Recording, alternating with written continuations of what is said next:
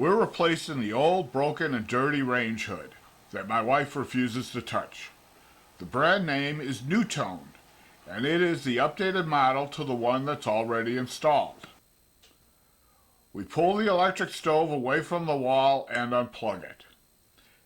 If you have a gas range, consult your owner's manual or contact the gas provider on how to safely disconnect a gas range. Then we pull the range out and put it to the side. Before going any further, I disconnect the power to the range hood at the breaker. The filter is held in place with small clips and is easily removed. I need to remove the wiring box cover. This model has a small screw on the side. Consult the manual for your product for releasing the wire box cover. I separate the wires so I can disconnect the range hood from the house wiring.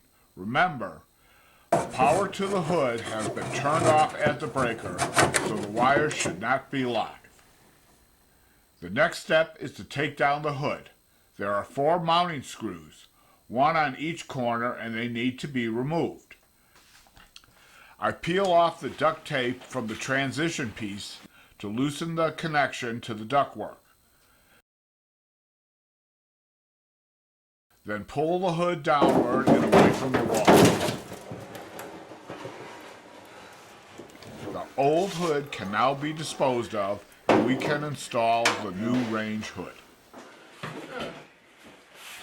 We remove the range hood from the box and place it front side down so I can remove the wiring box cover. The screw is in the same place as the old range hood.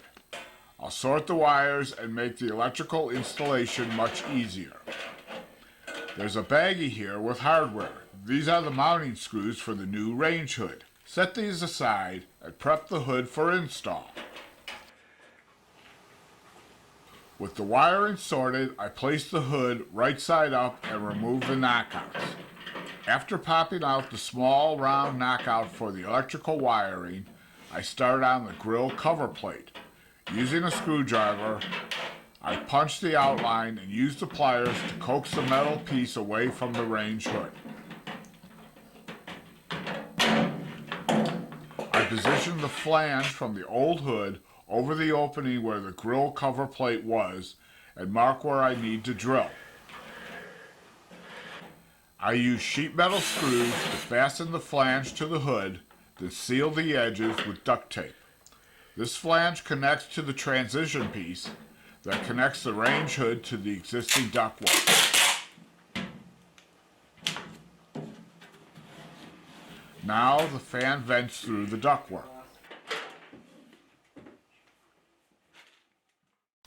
Our next step is to position the range hood.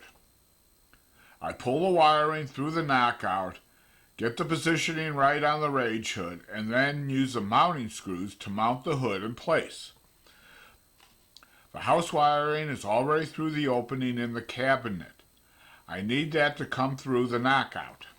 I line up the transition piece for the ducting that is now on top of the flange that's on top of the range hood. It all needs to line up.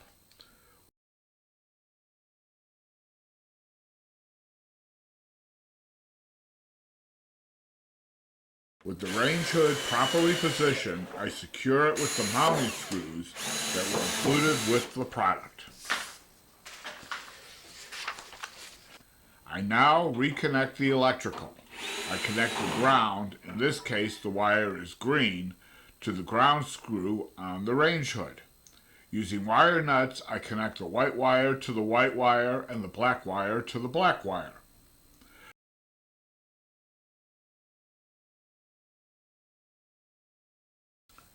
The task light, which is not included with this product, fits into the socket. Check your product instructions for a specific type of light bulb you need for your range hood. Before I replace the wiring box cover, I turn the power back on and check that the light and the fan are operational.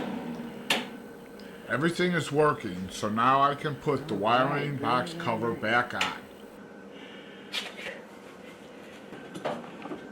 Then I install the new filter.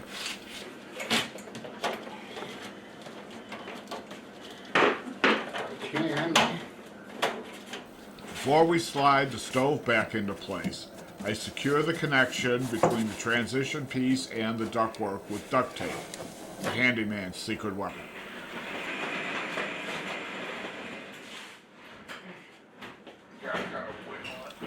This short video provides an overview of the project. We didn't need to change the structure of the opening or add new ductwork, which can make the range hood install more complicated. As always, read manufacturer's instructions before starting the install. Thanks for watching. Rock on!